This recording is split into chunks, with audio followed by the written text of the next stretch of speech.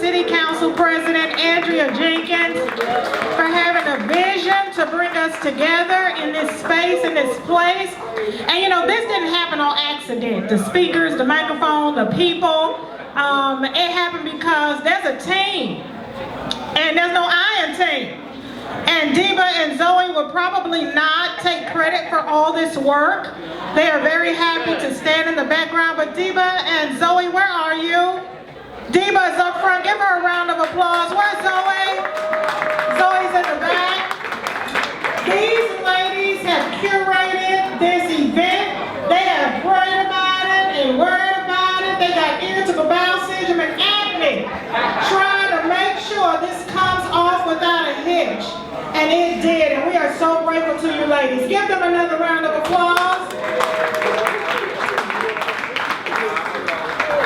Now, I don't know if y'all saw James Brown's people in the news again this week, but they still fighting over money. They honor James Brown at the Cincinnati Hollywood Walk of Fame, and his children are still trying to figure out which ones get the money. They're fighting over that wealth, right? They didn't have the foresight that Tracey Williams-Dillard's grandfather, Cecil Newman, had. This paper is on its 3rd generation. So we're going to learn today how to pass this money down to our kinfolk, right? So they can name some streets after us. I don't know, but I'm tired of y'all putting GoFundMe's up to bury y'all kin people. It's about time we learn how to pass this money down and start working together, okay?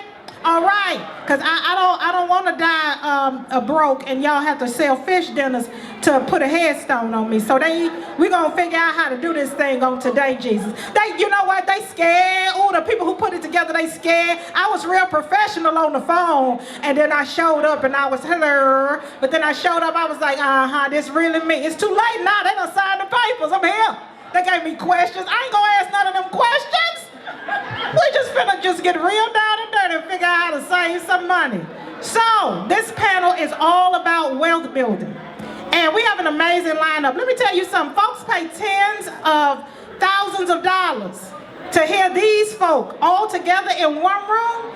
I don't think we know how blessed we are. So give it up for this panel before I even introduce them. Come on now.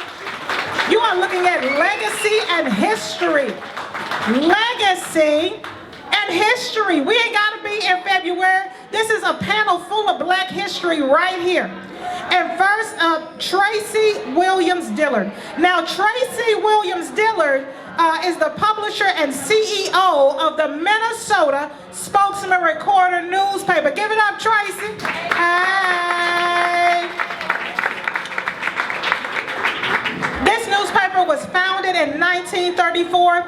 It is one of the oldest and most respected Black newspapers, not in Minnesota, not in the Midwest, but throughout the country, on their 3rd generation of thoughtful, insightful news celebrating our community.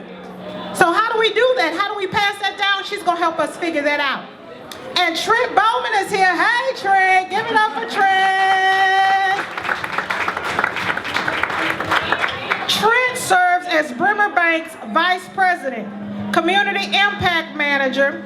Okay, who giving me the feedback? Where my sound man at? He's down here with an iPad or something. Where are you? You over there eating. Get in here and help me figure this sound out. Where am I supposed to stand and not stand? You stop eating and stop eating them infused drinks and get over here. That's what happened when your people eat gummies on the job. Get on in here. So Trent is with Bremer Bank, and he serves as the Vice President and the Impact Manager. Now, let me tell you something about Trent. Trent's been working his entire life to make sure we have access to the wealth. The forgivable loans that they know about that we don't know about, how they can use their house to flip it and start their business, and we don't know nothing about that. Trent makes sure we get not only educated about it, but have access to it. So y'all give it up for Trent.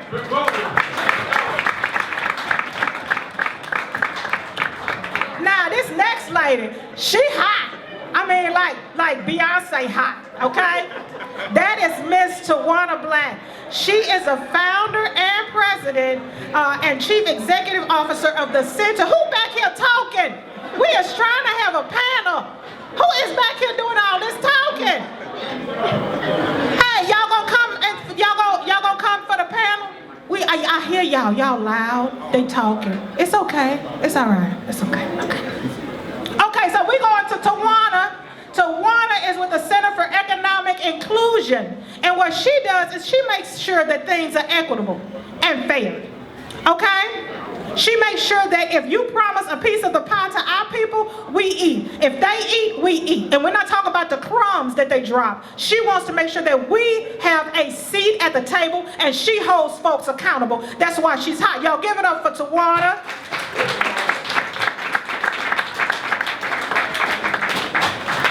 Elfric, Porte. Hi. Elfric is dedicated his entire career to housing. He has been with the city of Minneapolis since 2003. He's a director of housing policy and development.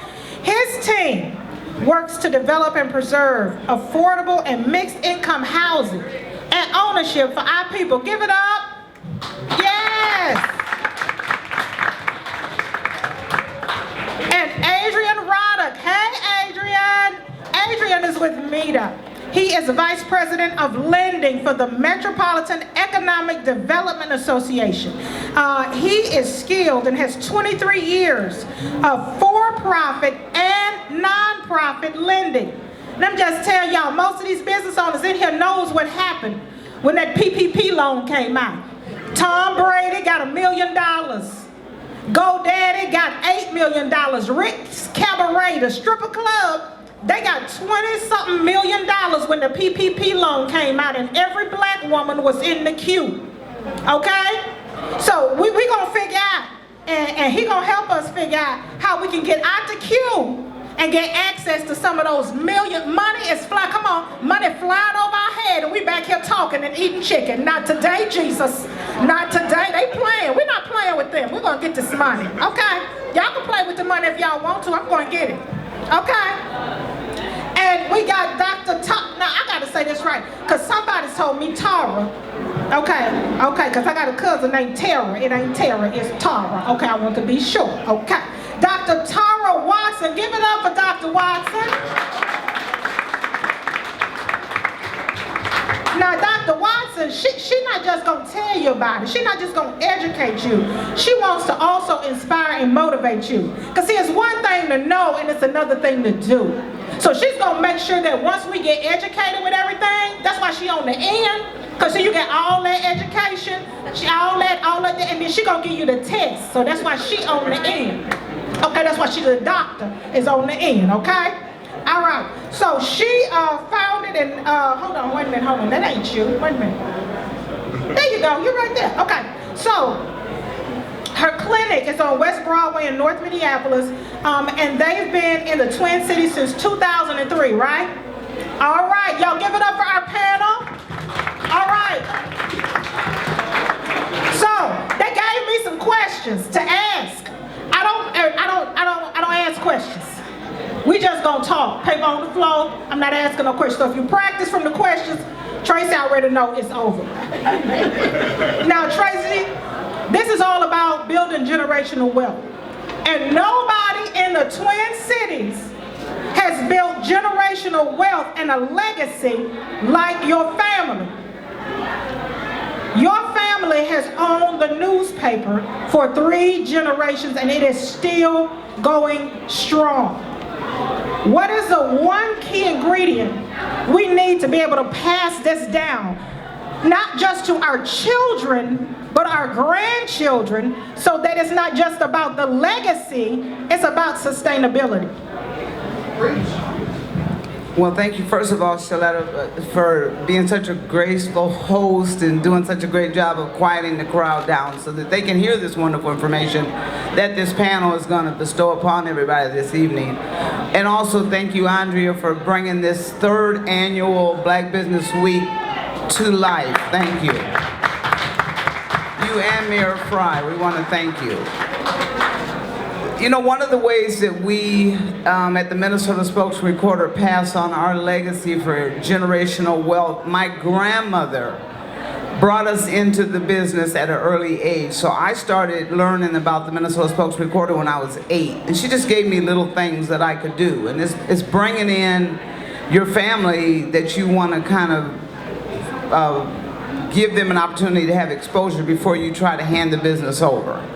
So one of the ways is definitely to try to get your family involved, or anybody that you think you see is the potential to take your business over. Bring them in early, teach them early, and give it to them in little bites, so you're not cramming it down at all just before you die and you're ready to hand it over. And then bring them along as you start to do different things. And that's what my grandmother did, and that's what I do with my daughter now.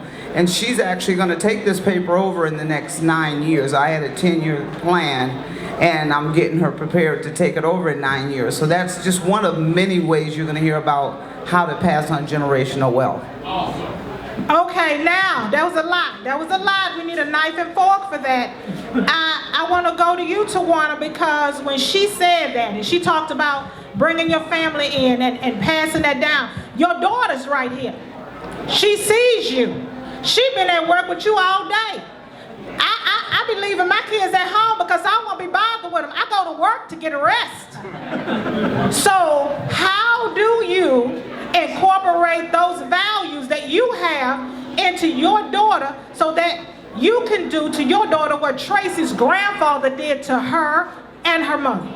Absolutely. Well, first, again, thank you for hosting this on tonight and that question specifically and the modeling that we're getting from Tracey and her family. So my daughter is a part of our family business while I run the Center for Economic Inclusion. I'm a founder there. My husband and I co-own a business, and our children are employees in that business. So while she's 11, my son is 10, they're working in that business. If you were at our conference a few weeks ago, you saw them co-hosting a booth for our business there. Today, when I checked in at her workstation, she had gotten a book off of my bookshelf called Starting a Small Business and was working on her next business. But it's about having the real stories and examples as well. My sister was with us this weekend, and she's my sister on my father's side, and she shared an example on her mother's side where their grandmother, Johnny Mae, owned a cafe that she had to pay for 3 times because every time she was late on a payment, the bank made her restart that bank loan. Okay, stop, because people talking. Hold on, girl, because ain't nobody heard that. So wait a minute, you saying your kinfolk own a business? Yes. And they wind up paying for it 3 times. 3 times. Because they had a predatory bank. Exactly. So that every time they were late on a payment, what happened? Because they was talking. Exactly. They had to start over a bank loan, again, on a cafe in Oklahoma. But that legacy stayed in the family, and those lessons, having to be honest about those lessons and share those so that family members know those mistakes and can learn from them. So we're not just passing down the wealth in the family. That wealth, thankfully, stayed in the family. The business stayed in the family and was passed down. But sometimes we don't share the bad stories as well, the mistakes that we've made, so our children don't learn from those. They don't learn how to avoid those, right? How to keep the dollars and the knowledge. So what we're doing is sharing the mistakes, sharing the highs, sharing the lows, sharing the relationships, so they learn those choices as early as possible, so they meet you all. So I bring her to this, so she networks and meets other business owners as well. So it's not just mama and daddy as CEO, but it's other people in other roles, and they can write their own story of business ownership and wealth building. So when they got their paycheck at the summit a few weeks ago, their first response was, mama and daddy invested back in the business because here's some things we want to see the business do, as opposed to let's use that on Roblox, right, tickets and other things like that, because they were hearing from other business owners and not just from mama and daddy. Okay, does anybody want to give her a round of applause? Hold on. We're going to make that baby stand up. Stand up. Let everybody see who you are. Come on, girl. Stand up, Shervita. Come on, turn around. Give her a round of applause. That's our brand manager and marketing consultant, Shervita Black. And that's what we're here for. We ain't here for us. We're here for her. Now, Trent, you heard that story about that bank and how they made that woman pay for that cafe 3 times because she was late. Now, you over at Bremer Bank, and we know Bremer has a wonderful reputation and history of helping small business. I'm going to just tell you, when I started my business, I was paying with, cause my stuff in my kid's name. So I was paying for stuff with a regular credit card. And when I went to open a business account, I didn't know I needed a business credit card. I didn't know I needed an EIN. I didn't know I needed to be registered. I knew I just wanted to be creative and do my podcast. But the people at Bremer Bank sat me down and basically showed me what I needed, those fundamental things. How important is it to have a good relationship with your bank? Wonderful question, and thank you. And it's very important to have a relationship with the bank. One of the biggest challenges that we have right now is a lot of our minority or black businesses aren't bankable. So what are we going to do to change that dynamic? So really, the first thing to do is we got to have good credit. That's the ticket to play. Even though there's a lot of myths out there that says, oh, if you have challenging credit, the banks won't give you a loan or this or that. But anybody that knows me and they heard me speak, they know I am a champion of strong credit, because I want you to have that VIP relationship with the bank. A lot of times when we go into the bank with our heads held down because we're already defeated, or we feel defeated walking into the bank because we have this myth and this mentality is, they ain't gonna do nothing for me. They're gonna turn me down anyways, so why should I even go in there in the first place? See, we got to change that narrative. We've got to change that narrative. So when we go into the bank now, that's why I push strong credit, because when you have strong credit, you have the ticket to play. Yeah. And how many of us want to have that ticket to play? That's the golden ticket. So when we have that ticket to play, now we can build those relationships. So you've got a plan, right? You've got a business plan in mind. Then we got to put that business plan to paper. And once we put that business plan to paper, now we want to be able to execute that business plan. And in order to execute that business plan, we got to be able to have that strong credit to walk into that bank, so they're not giving you a fast no. They're giving you a slow yes. And that's what we've got to start doing. And that's why we've got to have strong credit. And that's where I think relationships really escalate within the banking industry. Thank you so much. Give her a round of applause. Now, Adrian, he mentioned loans. I saw your ears perk up, your nose start twitching. MEDA's over there, you the VP of lending. What did you have to say? Because I didn't go ask you no question, because you already, in your mind, you to practice it like an Easter speech. Go on put 5 on 10 with it. I don't know where my sound man is. He probably eating it and drinking infused drinks again. God bless him. Oh, well, good evening, everyone. And I can add to Trent's statements. I'll start first, as I've been both a commercial lender like Trent and a nonprofit lender over 25 years. And so I'll start at the front end as a commercial lender. So when I was a banker, when you come into the bank, you have to understand this. You have to build a relationship. Because if you build a relationship, even if you're not ready for the loan, I can help you. How can I do that? I can take your projections and fix them. Okay, but we scared. You telling us to build a relationship with the bank? We sewing money in the curtain. We got money under the mattress like we dealing drugs. We scared to go to the bank because the bank ain't never did nothing for us. So how do you even start building that relationship when you don't trust them folk? Because they ain't never did nobody that know you right. Okay, am I in here by myself? Okay, all right. No, that's true. But see, if you go into, okay, let me back up. Bankers are people too. I know everybody in the room like, oh my God, no. Yeah, bankers are people too. So if I'm gonna lend you money, I gotta get to know you. And you gotta meet me not only in the bank, but where I'm not also. So different different events like this. There are tons of bankers in the room, at least 4, 5. You gotta network and get people comfortable with you.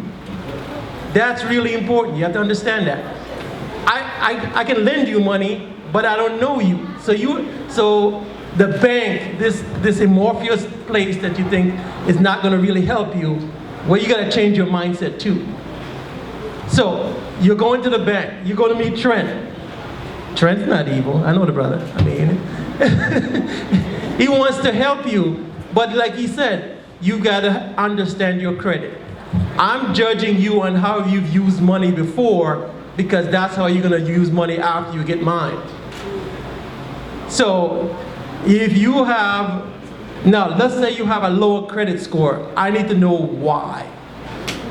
So if you have a lot of credit cards and they're all maxed out, I'm like, okay, so you have some issues that we gotta talk about.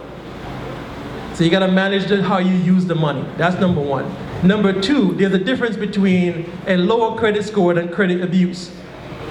So if you never pay the bill, you're irresponsible with your money, let's be honest, that happens. Then I have to say you gotta go fix some things.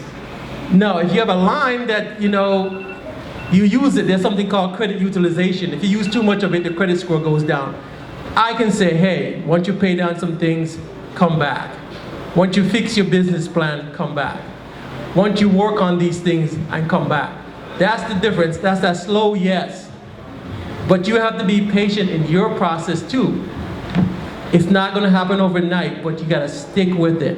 And that's the thing about credit and banking and everything else.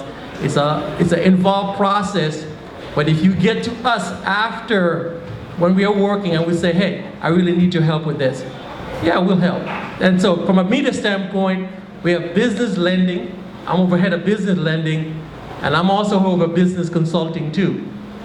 So if you come in, you're not ready for a loan, we'll work with you to get the money, get things ready. And when you're ready, we can make you a loan. And then we come back on the back end and then help you with the business and continue to grow it. So there's a lot of different pieces here, but come to us and say, hey, can you help me? Okay. Now, Dr. Tara, you started this chiropractic clinic. What was that process like for you as a black woman in business? Getting a bank, trusting your lender, stepping out on a dollar and a dream. That's scary. You could have just worked for a liner. You could have retired, got your little old pension, went on about your business, took your vacation days, and now you decided that instead of fighting for a seat at the table, you're gonna build your own table, Black Girl Magic.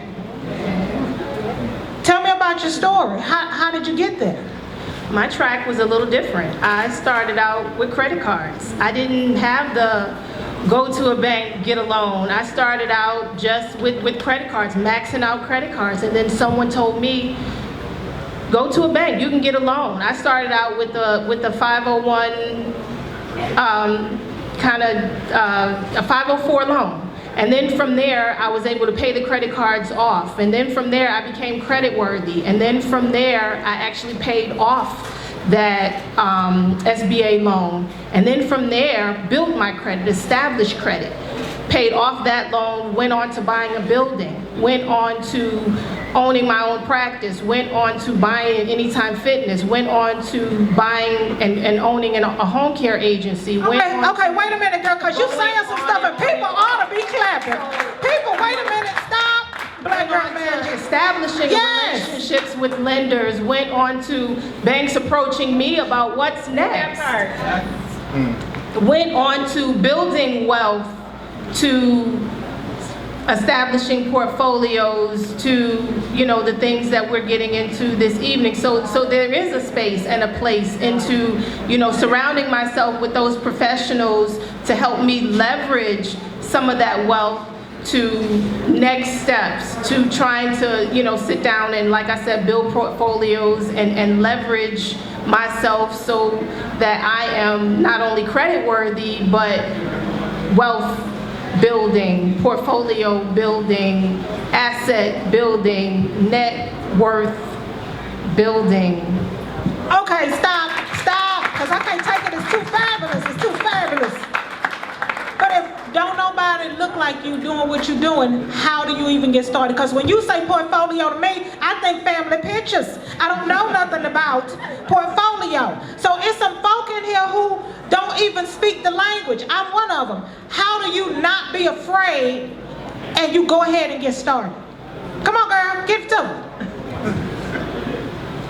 Well, once you get over the fear of not having, when you don't have anything, the fear, and then you actually have something, the fear is gone because you stepped out on faith and then that appeared for you. So when you have that faith and you're there, Ain't nobody clapping. Ain't nobody clapping. Okay, we eating chicken.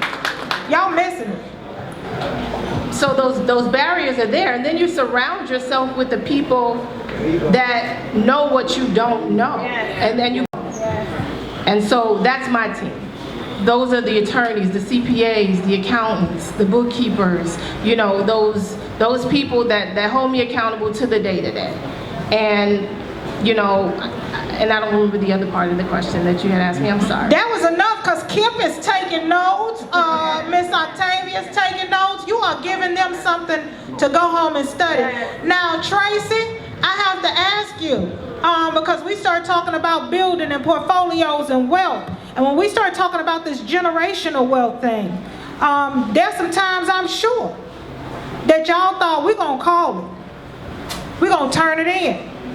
No organizations were hit harder during COVID than media. They couldn't even get to the printer. Tracey, let me tell you something about the Spokesman-Recorder newspaper. While the Pioneer Press and the Star Tribune are charging you a fee to click on their stories, there's no paywall because they want to make sure that news is there. So they miss an entire revenue stream, especially during COVID when people couldn't get papers, they still refuse to charge folks. So can we get a round of applause for that? But then, how do you keep going? Because COVID hit you, you couldn't print, you don't charge people for using paper online, you bleeding money. How do you not call it and say, we're going to cash it in? Well, I'll tell you what, I had a lot of sleepless nights. You're absolutely right. There was a time, Sheletta, that my husband said, hey, what's your plan? I can carry you as long as I can carry you, and then I can't. So what's your plan? I said, I don't have a plan. See, that's the thing. I didn't plan to fail, and I kept trying to figure out how to plan to succeed. But trying to plan to succeed isn't easy, especially in a small business when there's no readily available cash. Because one of the things that I refused was to get a loan. I said a loan works if you got money to pay it back. But if you are in quicksand, then I get a loan, now I got a bill that I can't afford to pay back. And so now that just puts me into a deeper hole. So one of the things that I say that I found in my journey to turning it around was focus. Because everybody wants to come to you when you're in business with their ideas and how, oh, we can do this and you should help, you know, let me help you do that, and oh, and everybody wants this idea, but usually their ideas are not yours and they're not your focus. So what I found out was once I began to focus my plan and start to build a team around my plan and making it real clear that the team that came on my book, because there's a lot of people that are out here right now in this room and in business, and everybody's got their own plan and their own focus. And that, I don't fault you for that, but when I need to grow my paper so that I can continue to educate and inform and inspire the community, I need you to come on board to help that mission, not your own agenda. So once I figured that out and started really focusing and bringing people in that were sincere about wanting to see the paper succeed so that it could continue to do the things that it does, because a voice is a powerful thing. You know, if you're able to be the voice of the voiceless, that's why Black Press started 100 years ago, was just to make sure that the black voices were not drowned. So that was one of my ways, and just again, what Dr. Watson was saying is, you know, building the team, helping you to focus on your dreams. You know, if there's an opportunity for you to work with a MEDA, to get in there and figure out what things that they have that assist you in the avenues that you're trying to go down, are going to really help to make a difference in where your path takes you and where you land. Yes. Now, Tawanna, she talked about focus, and one of the things that I really appreciate about you and your team and even your family is the laser Blinders on, don't interrupt us. We are on a mission. We got something to do. Focus. She not kicking with you. She not going to lunch with you just to talk about nothing. You are on a mission, you got a plan, and the next thing I know, you are on Twin Cities Business Magazine as CEO of the Year. Give it up.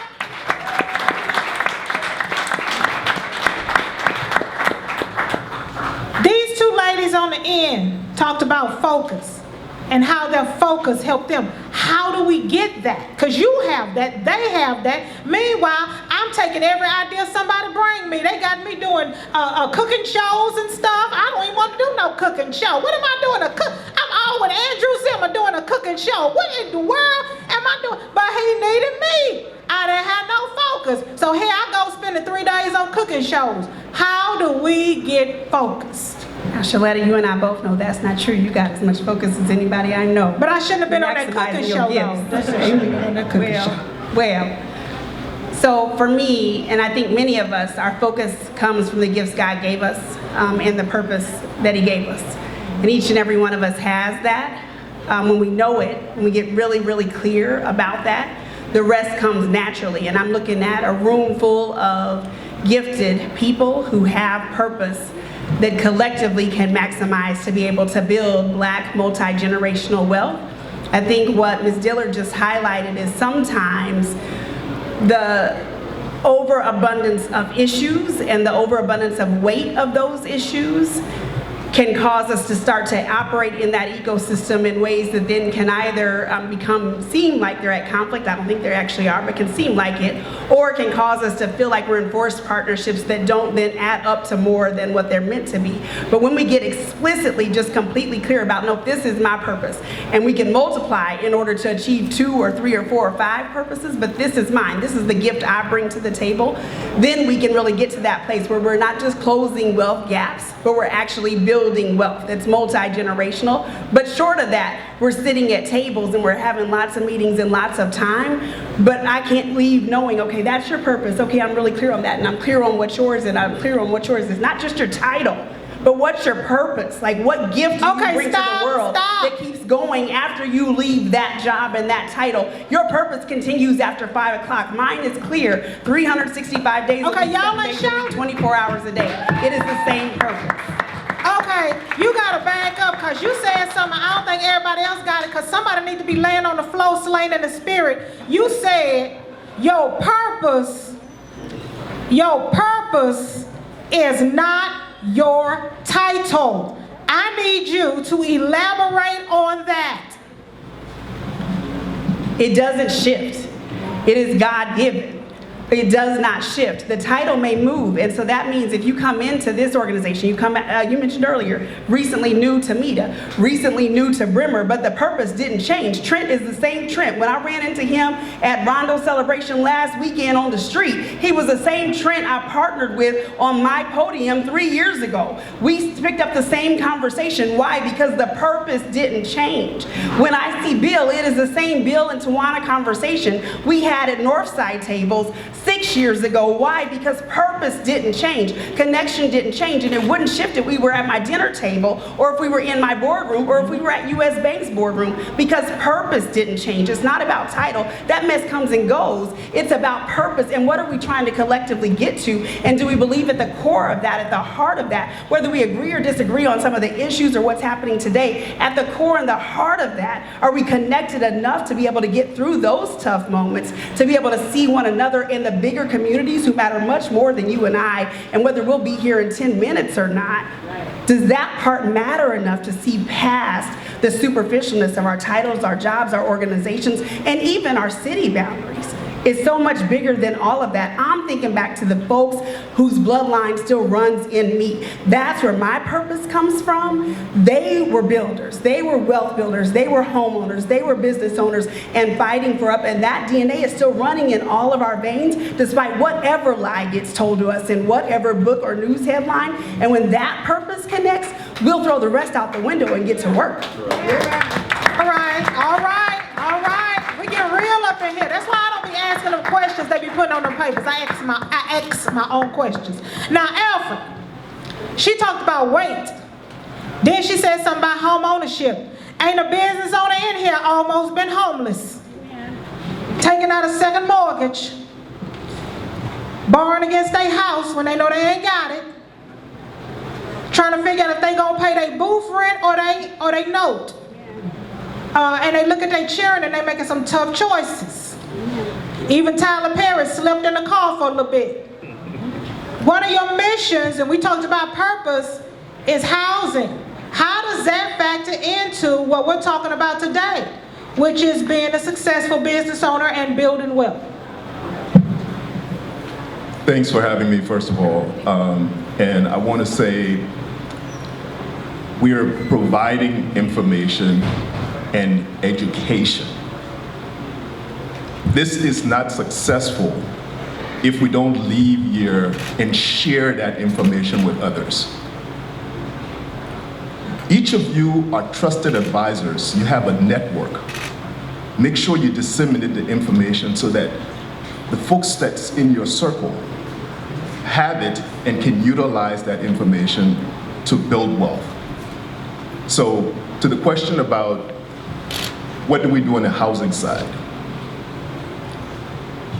There is, from a wealth building perspective, housing or real estate has been one of the main factors for wealth building in our nation. Black and brown folks came to the game a little bit late because of discriminatory practices and other factors. So I'll say at the city, we focus on ownership from three perspectives: the creation of the housing itself, creating access, and then how do we ensure that you sustain that affordable ownership. And I'll focus on the access because the question was raised to the bankers about fear. There were times where we had our down payment and closing cost assistance programs that allow individuals to get into home ownership. That's one of the barriers. But most times when we roll out those programs, the folks that were receiving those were folks that were ready to purchase. And as a result, our numbers, our rate of service to the BIPOC community, particularly the Black community, was very low. It was at 35 to 37%. But we were intentional about how we designed our programs to be effective. The same way folks were intentional about keeping you out, we need to use the same emphasis in being intentional about getting you in. So when we strategize and change our program design, we incorporated education as the prerequisite to accessing the capital. As a result of that, our numbers, our rate of service to this community has doubled. So that's the kind of stuff that we need to do to ensure that we're sharing that information with others so that they understand how to access. Y'all give him a round of applause. He said the rate doubled. Twice as many folks. Now, one of our elders in our community, Mr. Bill, when he talks, he's like the E.F. Hutton of the Twin Cities. When he talks, we listen. If he say everybody shut it down, we about to go home, we gonna shut it down and go home and talk another day. But he has a question, and nobody can ask his question better than he can. Mr. Bill, may I please allow you to ask your question? Thank you, sir. Yes, sir. Good evening, people, friends and neighbors. First of all, I normally come to bury people, not to praise them. But in this audience, this panel is worthy of praise. Yeah. I know everyone up there. Dr. Watson, know you least. I just met Adrian, and he comes off like, I don't know, like a thunderstorm in Minneapolis. But I want to go back to banking for a moment. This is the real question. I've lived on this earth, well, I started my 89th year on the planet, May 18th. Yes. Don't get it twisted. I'm still lucid, okay? Very lucid. But Trent, I've seen banks take risks. So we're gonna be real clear about it. We ought to be very honest and transparent. Now, Bremer Bank is the only nonprofit bank in the country. They have stood out. I once asked the school district, why are you doing business with U.S. Bank? Why are you doing business with U.S. Bank and Bremer Bank is sitting over there doing more for our community than U.S. Bank? Now, U.S. Bank has made some pivots. To be clear, I've been dealing with them for over 50 years. I started when they were First Bank. So I know all the generations of banks that now ends up with U.S. Bank. But I've watched them take risks. They took risk in investing in a stadium that would work, that may or may not work. I've seen the risk. I've seen construction companies go out of business 5 and 6 times and restart over and over and get bank loans. Yet when we had one black company that once made $6 million, they had to belly up. So we need to be clear and transparent in this room. We still got to struggle to make things equal. Tawanna Black's organization has done the data. They present the data. They struggle to make people understand how that data can be translated into action. And she deserves all the praise that they get. She helped start the North Job Creation Team with a $40,000 loan, when no one else would give us a dime but the university. Out of that has come 1,000 living wage jobs with benefits and environmentally friendly. It wouldn't have done it without Tawanna's help and the Northside Funders Group. We're on the verge of announcing within the next 3 weeks 300 living wage jobs doing a modular manufacturing plant that's going to be owned by Devin George. We all cleared with everything. Tawanna was there when we did the first round of research that said modular housing is going to be a job creator. So I'm simply saying that as bankers, we need to talking about these bankers, take some risk with our people like you do with the other people. All right, thank you so much, Mr. Bill. Trent, how do we get banks to take risks on our people? And we see it all the time. Mr. Bill is not in error. We know that Bremer has a long track record of giving our people opportunities that we otherwise would not have. And that is why you are with them. You wouldn't have gone there if they didn't. But we see it. And so how do we not get disheartened by it? Thank you, Bill. Thank you for putting me on the spot. That's gonna cost you a Wendy's burger, but no, serious. It's a good question, and Bremer is all about cultivating thriving communities. Now, how do we cultivate the communities, right? We want to take risk on the minority, the black community, the BIPOC community. That's what we're here for. I mean, we're not a nonprofit bank, just quick correction. We are for-profit, and we want to do business in the community. But in order for us to do business in the community and to help the minority businesses in the community, it's like Adrian said earlier, we also need the community to help us help you. We gotta help us help you, and in order for us to help you, again, it's what I talked about earlier, we've gotta have, you've got the business plan, you've got it in the mind, you put it to paper, you rebuild the credit. Now, I'm not saying that the banks won't give you a deal with challenging credit. I don't like to use the word bad credit because I don't believe anybody sets off to have bad credit.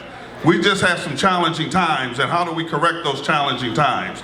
So let us help you, and that's why the relationships come into play. Let's build that relationship, you know? Let's have those one-on-one conversations. Don't be afraid of a consultation. Consultation leads to application. And if we can start having these one-on-one conversations and start talking about your blueprint, about your business plan, and let the banks help you get there. Don't be discouraged. Because we get discouraged and then we become defeated and we walk out with our head held down. What did I say earlier today? Walk in the bank with power. Because when you have power, then you'll get the answers that you want. You're going to get the loans that you need, but you still got to do some work on your end. Ain't nobody just going to give you anything. I'll close on this. I'll close on this. If you loan your friend some money and you agree to that friend, I'm going to pay you that $500 back. Today's July 24th, and you tell your friend you're going to pay him that money back by August 24th. Does your friend got to come to you and ask you for that money by August 24th? That's banking, friends. You're borrowing money to your friends. Tawanna should not have to call me on August 23rd and say, Trent, where's my $500?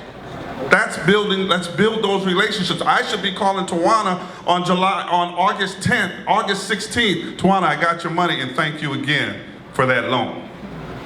Building the relationships with the bank, having the consultations, talk about your challenges. Don't be afraid and don't leave anything out. Don't hide it. Banks are in the business to give money, period, or loans. They're in the business to make loans. So let us help make those loans for you. Let's become bankable. Let's stop with, we have our challenges, but let's fix those challenges and become more bankable. That's one of the things I talk about all the time. How do we get our small black businesses to be more bankable?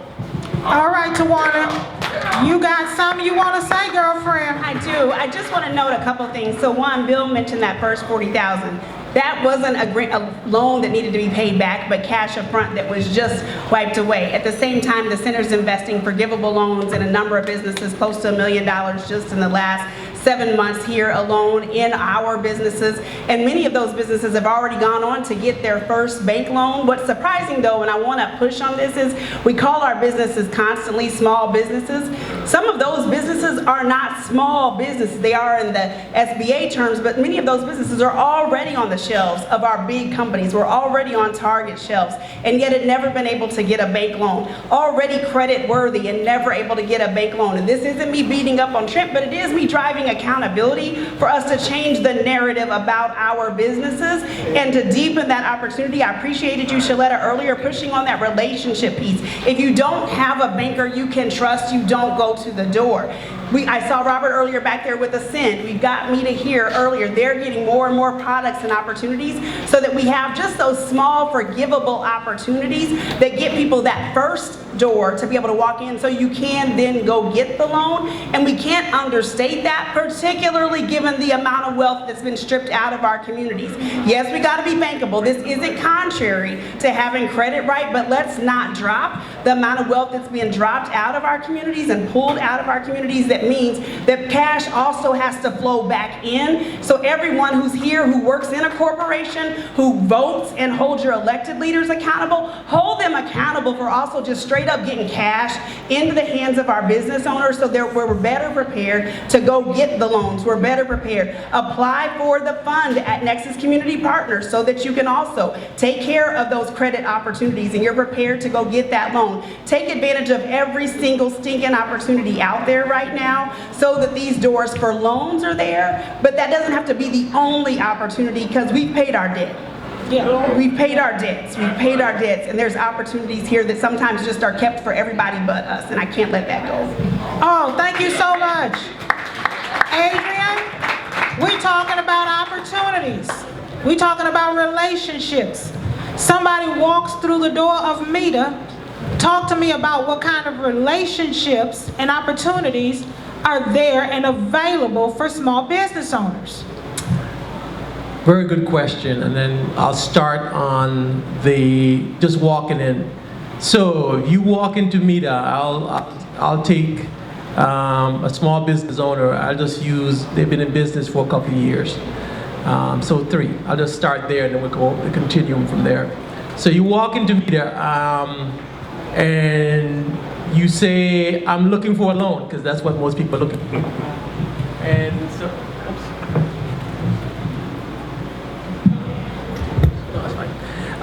you're looking for a loan. And so we quickly say, okay, here's the important piece. I gotta look at some financials. And you say, what's a financial? And I said, okay, the balance sheet and P&L. And you go, okay. I said, do you have an accountant? You got somebody to work with? And you said, okay, I got something, I'm not quite sure. And there begins the issue. If you have a business and you don't know how to read your financials, you're playing a game that you don't know the rules. And so from there, we can start educating you. I'm not going to tell you no. Well, no, you can't get a loan. No, that's not the point. I'm trying to build your capacity to be a great business owner, and it starts with me trying to explain how your financials work. So I'll send you to one of the business consultants that we have, and then we start the relationship there. You come into MEDA as a business owner, and you are, we say, bankable. You can get a loan. I'll do the underwriting. I have one of my loan officers go through the process with you. And let's say you're not ready. You're not ready for the loan, but I say, hey, and I'm not gonna get technical, you need to go collect some receivables, or you have some different things, your ratios don't kind of really add up. Then we start to work with you. We don't tell you no there. We have another team that starts working on your financials to get you lendable. And so from that process, and then after we make you the loan, we have a portfolio team that shows you how to make the business more successful so you can outgrow us. I want you to outgrow me into a banking relationship with Trent. That's the goal. And so that's where we are from that standpoint. You come in, you're not bankable for us, we fix you up. You are, we still fix you up and get you better to go into someone else. So there's never a no for us. It's how can we get you ready to go. Thank you for that. Now tell people how they can get in touch with you. Somebody just asked me, how can I get in touch with MEDA? I forgot the website. Is it .org, .com? What is it, .what? It's MEDA.net, and I have tons of business cards. All right, he got business cards, so it's MEDA.net. At the table. And there's a table here, I'm sorry. Okay, there's a table in here. MEDA.net is where you need to go. Now, Dr. Watson, your success story is remarkable. And there's some small business owners in here who are about to lose hope. They came in here today hoping to get some information that was going to help them keep on fighting this good fight of faith. What message do you have for small business owners in the struggle? Well, there are a lot of organizations that will help with wherever you are in your business journey. So, for instance, I am actually a part of an organization that will help you with business assistance. So, the particular organization that I'm the board chair of is the West Broadway Business Area Coalition. So our information, you can just look us up on the website, but one of our missions is that we provide all kinds of business assistance, but it's for existing businesses. So my suggestion would be, and there are tons of organizations that have, missions, but ours is just that business assistance if you are along the corridor, but I use that because it was, the freshest and because that's an organization I'm a part of, but providing that business assistance to help you where you are in your business. And so finding a business association or finding business assistance out there, but finding organizations that will help you and meet you where you are in your business health. And so, but the city has all kinds of resources, MEDA has resources, there's NEON, there's all kinds of business resources, there's BTAP from the city, and then there's all kinds of business micro grants that are out there, so if you just need a little push, but just getting creative, doing Google searches, if it's just some small financial services that you need to help you along the way.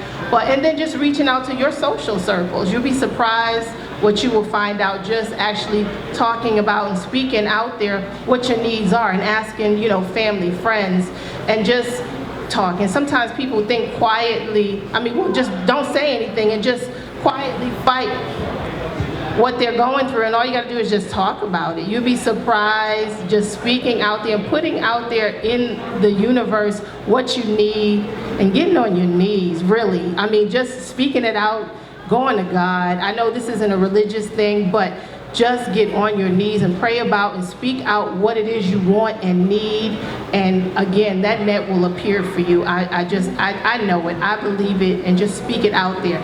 I just believe in energy and vibration, and when you put out there what you want and surround you with the same energy levels that you're vibrating on, and those people will surround you, and you will meet the people that you need. She done preached the whole sermon. We about to take up a tithe. Get it, girl. Now, I was just talking to Jada in the back. Raise your hand, Jada. Jada said, we all in here over the age of such and such, Tracey. And we need to have more children in here listening to this panel. Tawanna's baby is in here.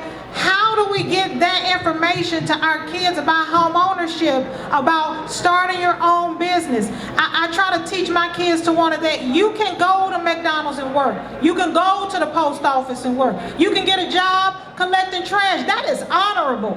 There's nothing wrong with working at the post office, but you can also get paid from your creativity, from your ideas, and have your own business. How did they put that in you? That you are still in the family business and then passing it down. How do we give that to Tawanna's children and all of our children?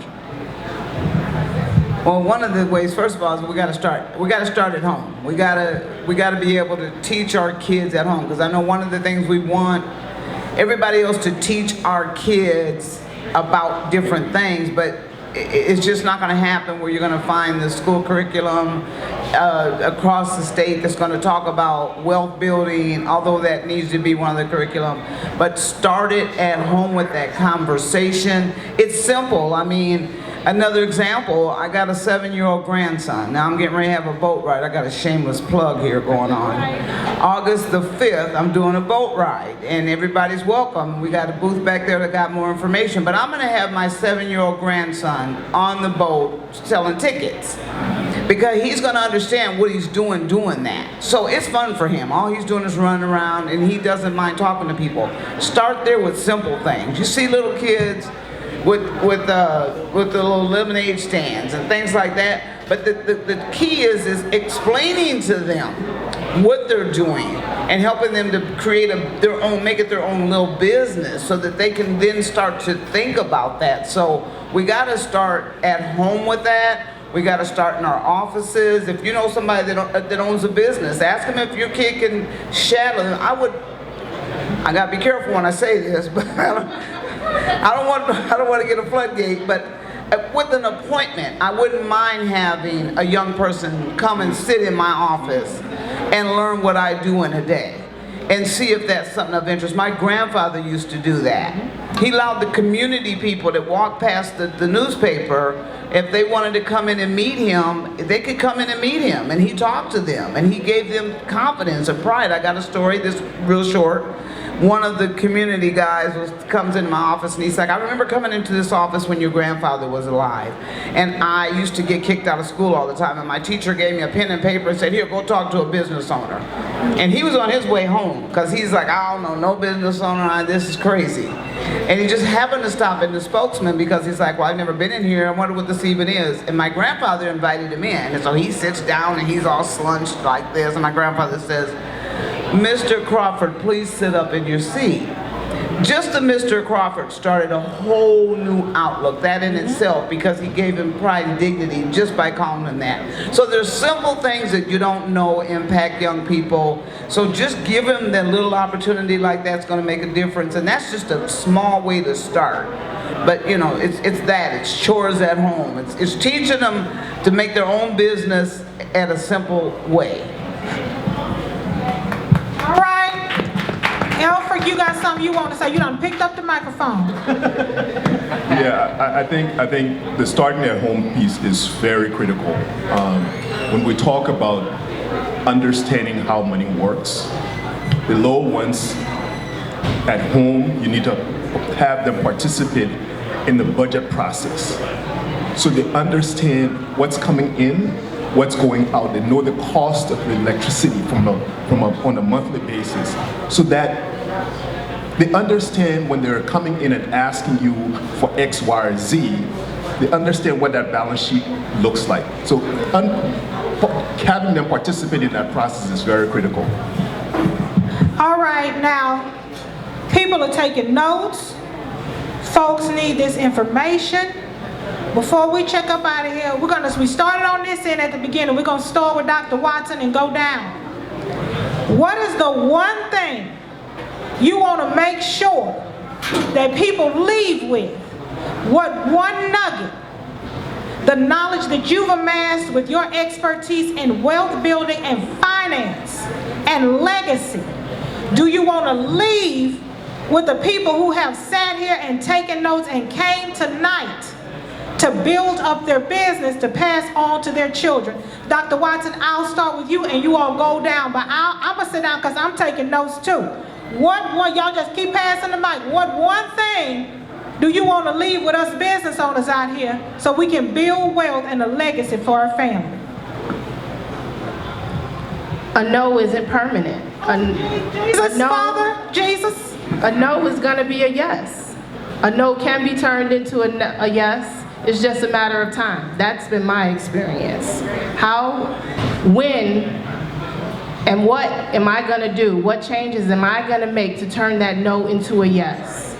And I determine when that no gets turned into a yes. And that is defined by the work that I put in and what I do and the steps that I take and the plan that I put in place. Okay, wait a minute, before you pass it to Elfric, hold on, give us some claps and stuff. You put it back on us. We want to put it on Trent and the banking people. To success. I'm sorry, I said I wasn't going to say nothing. I'm going to sit down. And I always turned it back to me. I don't, like with everything, I mean, most people don't like the no. Like when you leave a conversation, you leave a situation and you're told no, that you can't, or that this isn't the time, or that this isn't the right opportunity, or here are the things you need to do. Then that's your homework. They're giving you an opportunity to do something amazing, to do something wonderful. They're letting you rework a situation to get what you want. How do you not turn that into something that you want? How do you not turn that into an opportunity? So for me, that's your second chance to do and to get what you want, to get the outcome that you want, to get your opportunity to do and get and achieve your goal. So, I mean, to me, that's a win-win. That's them giving you your second chance. That's your grace.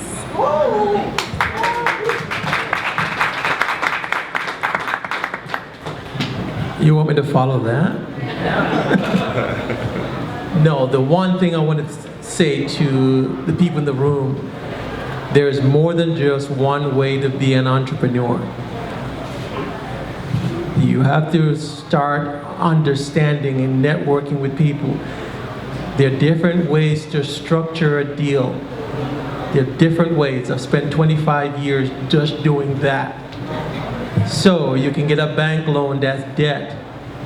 There's an existing business owner who's retiring. You can buy the business from him. There's structured debt. There's preferred equity. And I can go down a whole different list of things. It's not out of your reach. You just don't know about it yet. Very important. And so you really need to take your time. Nothing is out of your reach. I just don't know it yet. How do we find it? I'm sorry, I know I wasn't going to say nothing again. You say it's out of our reach. We don't know it. How do we access it if we don't know it's there? That's true. So start those conversations. Bankers. You heard M&A guy. Oh God, that sounds strange. No, it's just a guy who sells and buys businesses. Sit down and talk to him. They will talk to you. We're happy to. I'm on that side too. So the more you open your mind and understand how something is structured and put together, it's just like Legos with numbers. That's all it is. Just Legos with numbers. Structured debt, preferred equity. venture cap, all of those things are just different ways of doing, putting some money together, a structure together. Modular construction, steel construction, straight up, it doesn't matter. It's all the same thing with different names and different ways of arranging things. Open your mind to it. I don't know what you're talking about. No problem, sit down for half an hour. Then it starts to connect. But start where you are, and it's going to be okay. You will learn it. You're smarter than you think. Trust me.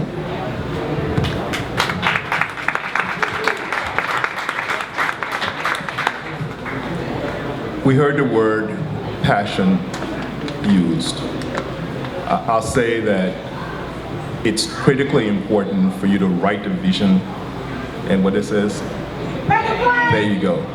So I think you understand what you want to do, but sometimes it's cloudy. So start putting it down on paper, trying to articulate what you're trying to accomplish. There will be some holes in that. Consult with others and fill those holes. So we often are afraid of partnerships. We often are afraid of collaboration. The relationship that you're going to foster with the lending institution is a partnership. So don't be afraid of that. Oh, wait a minute, hold on. How do we get past the fear of partnerships? I want you to talk about that, because we scared somebody gonna steal our money. We scared somebody gonna steal our ideas.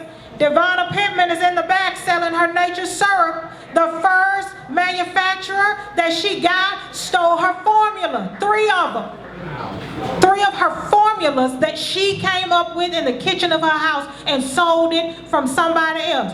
That's Elfric. You said trust the partnerships. How do you then come? Now she did. She came back, found a great manufacturer. She's got her products in Macy's, at the marketplace. She's doing well. She was selected for Goldman Sachs.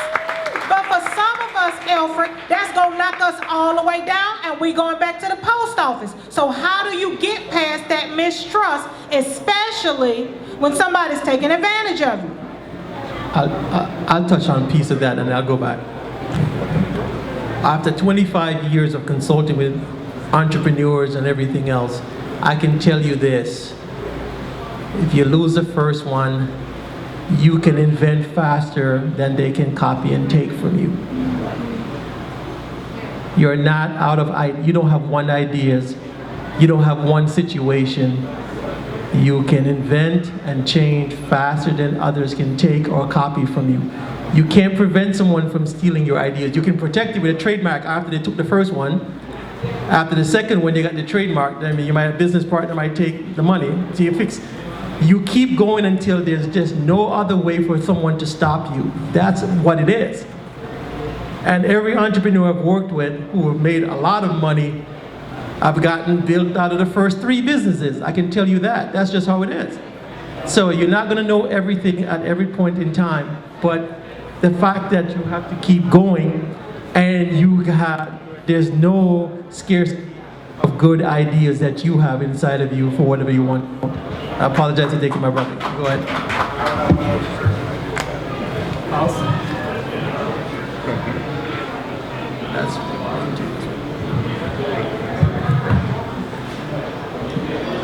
The process, I think, in fostering that partnership is first understanding what you're bringing to the table and what the void is that's missing.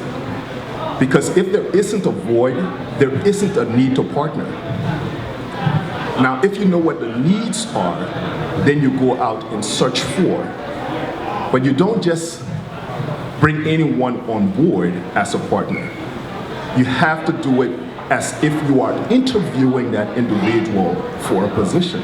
So you know what they're bringing, you know what you want, so you're trying to solicit and identify to ensure that that partnership that is being fostered, that individual is bringing the assets that's necessary for this growth to occur. And you have the business plan, you have this idea. Now, there is buy-in into that. So that person coming in and just stealing this one piece yeah, it's a loss, but there's that opportunity cost that you need to factor into that discussion, into the equation.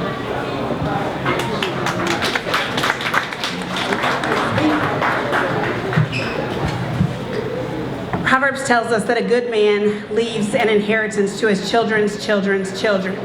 Many of us have the t-shirt that tells us that we are our ancestors' wildest dream, and I would argue that we are also our ancestors' also inheritance. And that means for me that that inheritance is not only dollars, but is also the knowledge, it is the relationships, it is the power that then leads us to the dollars, that is that wealth. And I believe that this is a room full of business owners who are good men and women, and so it is incumbent upon us to be sure that we are leaving that inheritance to our children's children's children. The knowledge, the relationships, the ideas, and the power that will position them to be wealth builders in our future. Let us be that, let us do that, let us do it together. Amen. I'm going to take a different approach because I think from a business perspective, my panelists have pretty much said it all. But I'm going to take this approach.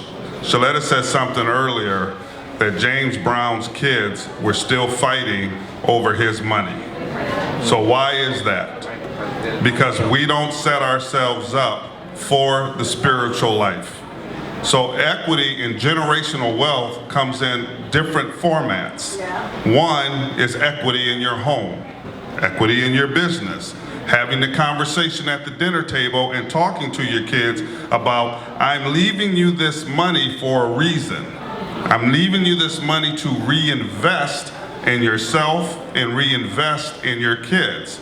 I'm leaving you this house, and how are we going to leave this house in this equity to our kids? Sometimes people just think just having a will do it. No, but we have to have a trust, you know, so a will and a trust. And then what else do we need to have? We got to start investing in ourselves and having these life insurance policies. Think about it. We spend $50, $60 a month on silly stuff, but we won't spend $50, $60, $70 on a life insurance policy. 1, 2, or 3, really doesn't matter. But we've got to leave legacy. In order to leave legacy, we got to leave wealth to our loved ones when our time goes or comes to the spiritual world. So we just think tomorrow it's inevitable, it's gonna happen. No, we are not promised tomorrow. So let's prepare ourselves today, let's prepare our kids today, and let's prepare so they can have a stronger future, because generational wealth is more than just equity and property. Generational wealth is equity, life insurance, 401k, IRAs, stock, etc., etc. Let's have those conversations at the dinner table, and let's start using that extra dollars that we get and put it into a policy. I'll say that again. Let's start using those extra dollars we get, and let's put it in a policy for the future of our kids. Okay, give him a round of applause, because he just said something.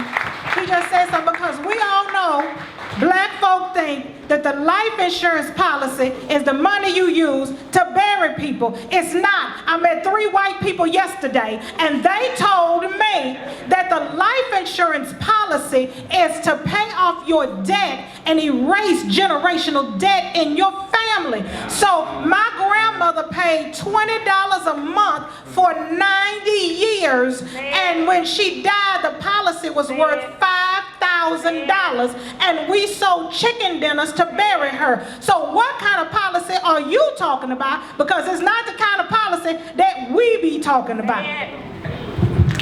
I'm gonna sit down. I ain't saying nothing else. With me, and let me be very transparent, I'm not an insurance agent, so I would defer that question. Every one of us we have insurance on something. Auto insurance, we have home insurance, etc. My recommendation would be to talk to your insurance agent, pick up the phone tonight or tomorrow and call your insurance agent and say, hey, I'm thinking about a life policy, a life term policy. I want my children to be prepared for life after when it's my time. You talked about GoFundMes. None of us really should have a GoFundMe, because again, we just need to be prepared. So that would be my challenge to everybody in this room, everybody who's listening to the sound of my voice, is call your insurance agent and talk to them about a life insurance policy so you're not spending money where you only get $5,000 and have to do chicken dinners to bury your loved one. You want to be able to have $500,000, $1 million, so all of your loved ones' debt is paid, and then there's extra for you to reinvest in your family. Yes, thank you so much. I'm so glad you said that. Thank you. Miss Tracey, you are going to have the last word on this panel because without a panel and without saying a word and without teaching us, for 3 generations, her family has shown us how to seamlessly transition wealth and their business for 3 generations. I don't think we have appreciated what they have shown us. Give their family a round of applause. And because of what you have watched, and we're going into our 4th generation of your family, at this historic newspaper, we are going to let you have the last word on this panel about legacy and wealth building. Thank you so much. So, I want to touch on just a few things briefly about what we've talked about, because I know one of the things when I hear about how to build a relationship and you say, how do you do that? I mean, I went into a bank recently, and I've been going to the bank for years. And recently, this woman acted like I was a movie star. And I'm like, so what is that all about? I've been coming in this bank forever. So I didn't appreciate it, because it was like, now I got $2 in the bank versus 0. Why wasn't I treated the same way? So go in demanding the same respect as if you had $1 million in your account. Ask to speak to the banker. When you go in and make a deposit, make it a regular visit. Because that's what people do when they got money in the bank. They make it a regular visit. That's how you establish that relationship. You go in, you act like you got a whole bunch of money in your bank, even if you don't. And you make sure they know you, because that's the beginning of the start of a relationship with a banker. And then when you decide that you want to start running a business, now you've already established a relationship. But also one other thing, in order to do that, it's easier for a smaller bank, because the bankers there want your business more than some of the bigger banks, less time for you. So think about that, do your research, figure out which one's going to work for you, and that's how you build your relationship. The second thing, we talked about credit on the panel. And tell your kids, because this is something my daughter didn't get. She had money in the bank, but she just paid her bills when she wanted to. And I said, you know what, that's the worst thing you could do, because now your credit is destroyed. So you got money, but you don't have credit. So when you get ready to go buy a house, they're going to charge you the highest interest rate, because now you created a problem that didn't need to exist. But if you don't understand things, if people don't help you understand what credit means to you as an individual, you just hear good credit. That doesn't mean anything. But once you help your kids understand what it means to them individually, if you want to go buy another pair of shoes and you get a credit card, your credit card is going to cost you twice as much as your next door neighbor who've been paying their bills on time, then they kind of get it. So make sure they understand to them what it means when you have that conversation. And then plan. If you're going to get a business going, plan. And then stick to your plan. Don't let nobody derail you. Keep going in the same direction that you've been going in. Keep going. Build your network. Get people involved with you that know get them that are smarter than you. Don't worry about people being smarter than you. That's the smartest thing you can do, is get a whole bunch of smart people around you. First of all, they love being smarter than you, so let them be. I'm okay with that. You smart or good? Come on, let's talk. So build your network around a whole bunch of smart people, because they're going to help you get where you're trying to go, and they're going to have fun because they teaching you stuff. So make sure to do that. And then lastly, shop with the vendors here today. They came Okay, all you vendors, y'all over here talking, y'all clap, because because she just said shop with the vendors. She just said shop with the vendors. She said shop with the vendors. She Here said shop with the today, vendors. here today, because they came, they're business owners. And if you're trying to start a business and you want me to do business with you, right now is an opportunity for you to do business with me.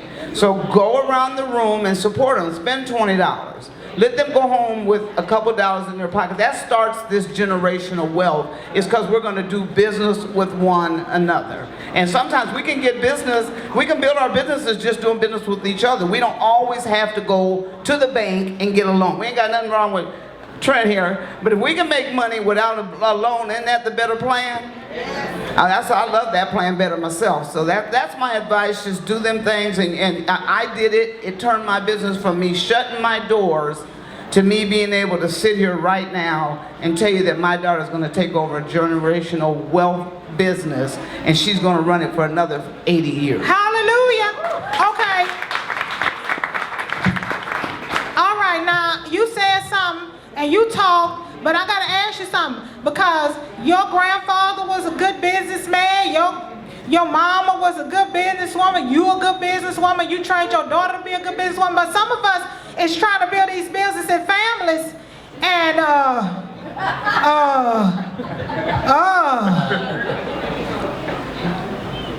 Well, it depends on the business now. I mean, you got to know your business too. So you can't, here's the thing, you can't think that everybody that thinks they can cook can't cook.